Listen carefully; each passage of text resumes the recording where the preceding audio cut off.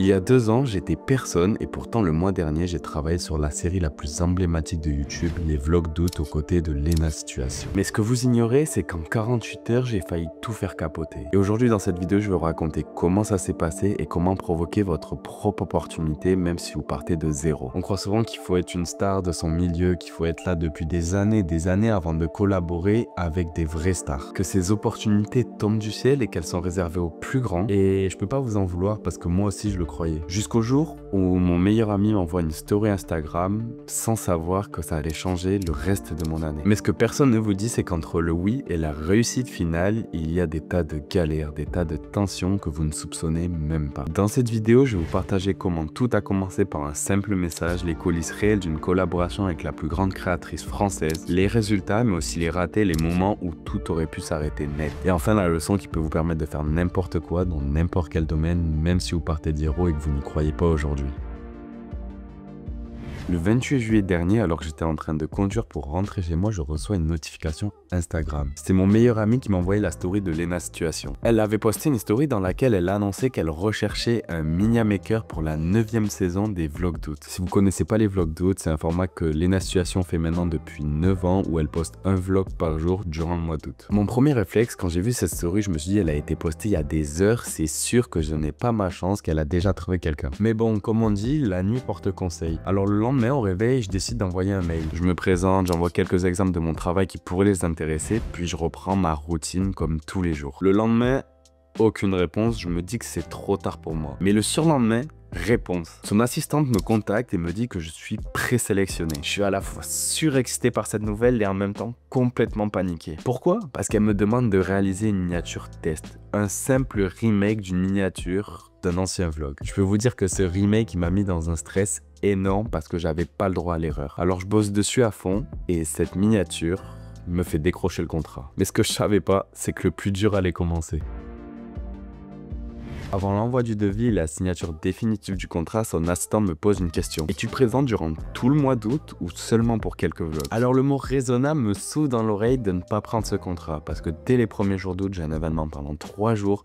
Une semaine plus tard, pendant 5 jours, je partais une semaine en vacances à Madrid. Comment vous dire que mon mois d'août était complètement chargé? Je l'avais chargé beaucoup d'activités parce qu'en général, le mois d'août, c'est ma période creuse et j'avais prévu de prendre des vacances. Et puis, il y a aussi le mois d'il y a 2 ans qui rêvait de ce genre d'opportunité qui se dit mais tu peux pas laisser une opportunité comme ça passer. Tu as la chance de bosser avec des créateurs légendaires. Alors dis oui. Alors je me dis fuck off, laisse pas passer cette opportunité, tu peux, tu dois et tu vas t'arranger, c'est ce que je me dis. Et du coup je dis à son assistante très sereinement, oui je suis là tout le mois d'août. Quelques jours plus tard, je reçois une photo de la part de Léna elle-même aux alentours de 17h30, c'était la photo pour travailler sur la miniature du jour, le 2 août, c'est le premier vlog. J'attendais comme un gosse ce message, alors je perds pas de temps, je me mets au travail et j'envoie la V1. Et bonne nouvelle, la V1 a été immédiatement validée. Puis le lendemain, le 2e jour seulement, miniature refusée. J'étais complètement à côté de la plaque de ce qu'elle voulait. Il est 20h04, à 20h50,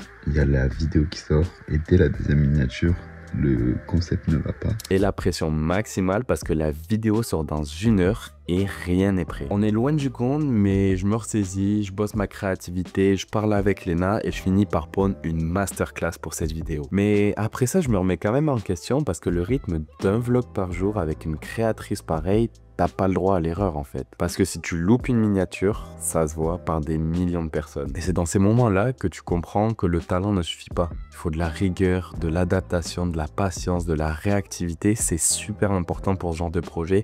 Il n'y a pas seulement vos skills techniques qui rentrent en compte. Et il faut également une bonne grosse dose de sang-froid, je peux vous le dire. Les jours suivants, tout a bien roulé, j'étais créatif, je reçois la vidéo plusieurs heures avant pour pouvoir bien poser la miniature. On enchaîne. Mais un jour, la vidéo est arrivée à 30 minutes de la publication. Il est 20h20. La vidéo doit sortir à 20h50 sans faute. Alors j'ouvre Photoshop, je dégomme la vidéo en x4 pour trouver la meilleure photo. À ce moment-là, je suis en mode machine et je finis par livrer la miniature dans les temps. Et résultat, la miniature fonctionne, la vidéo cartonne et moi j'ai perdu 2 ans d'espérance de vie en un quart d'heure. Ce rythme de folie a duré 31 jours. Des journées intenses, des validations à la dernière minute, mais surtout des millions de vues cumulées. Et c'est là que j'ai compris que ce genre d'opportunité, ça se mérite et ça tombe pas du ciel. Si je vous raconte ça aujourd'hui, c'est vraiment pas pour flex, pour vous dire regardez, j'ai bossé avec Léna Situation, la plus grande créatrice française, elle est pote avec Kim K, Justin Bieber, tout ça, elle va au Met Gala. Pas du tout. Même si je dois avouer que je suis très fier d'avoir bossé sur cette série avec Léna. Mais c'est pour vous montrer que même si vous partez de zéro, comme moi il y a 2 ans où je galérais à vendre mes miniatures à 4 €. 4 €. Mais avec la volonté de grandir, en saisissant les opportunités qui se présentent à vous et en provoquant ces opportunités surtout, vous pouvez signer n'importe qui, vous pouvez monter l'Everest, vous pouvez faire 100 000 € par mois, peu importe, vous pouvez atteindre vos objectifs. Et c'est ce que j'essaye de vous transmettre à travers cette vidéo. Les seules limites qui existent vraiment, ce sont celles que vous vous fixez. Alors arrêtez de vous fixer des limites. Le vrai secret, c'est d'oser et de tenter. Même si le timing est mauvais, même si vous avez peur de ne pas être à la hauteur, peu importe. Parce que chaque non que vous évitez vous rapproche d'un oui qui va probablement changer votre vie. Si aujourd'hui vous devez retenir une chose de cette histoire, c'est qu'une opportunité, ça se provoque. Mais pour provoquer un oui, il faut d'abord capter l'attention. Et sur YouTube, tout commence par la miniature. Avec SumLab, ce qu'on fait, créer des miniatures qui arrêtent les scrolls, qui intriguent, qui donnent envie de cliquer. Et ce sont celles qui peuvent ouvrir la porte à votre prochaine grande collaboration. Si vous voulez que la prochaine opportunité comme celle-ci soit la vôtre, je vous laisse le lien dans la description. On a vu ensemble qu'il n'y a pas de moment parfait, pas de profil parfait, pas de chemin tout tracé. Il y a juste des gens qui osent et d'autres qui laissent passer leur chance. Et dans ma prochaine vidéo, je vous dévoilerai exactement le processus de création d'une miniature pour Léna Situation pendant les vlogs d'autres. J'ai vu que ça intéressait pas mal de personnes sur mon LinkedIn. Alors bref, on se retrouve là-bas.